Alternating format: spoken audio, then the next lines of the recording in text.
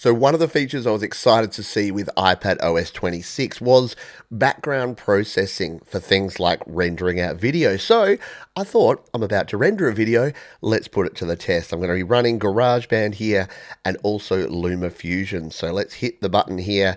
Let's render out this movie. We'll set our settings here. We'll make sure that this is at the highest bit rate, and let's make it a 4K just to really put it to the test. Why not? We'll hit the export button. Now, ordinarily, I would be stuck. I would be stuck looking at this screen because all we could do is have this in full screen mode and it would be taking up all the processing and all of my screen real estate. However, now that we have the ability to minimize that, we can come in here, we can use GarageBand. Let's give it a test run.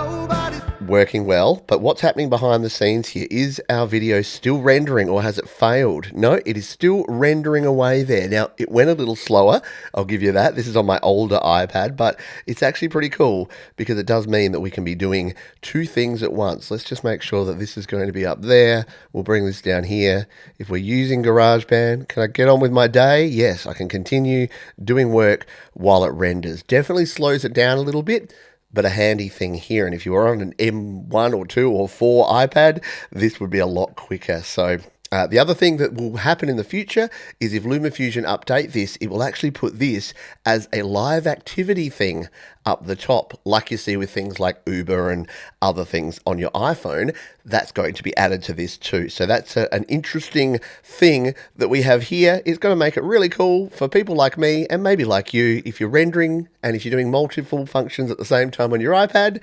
Yeah, now with the latest version, iPadOS 26, you're going to be able to do multiple things at once and increase your level of productivity. Now, before we finish up, final warning. Oh, I can't get back to it now. There we go. Final warning here. Do not update to this. This is a development beta.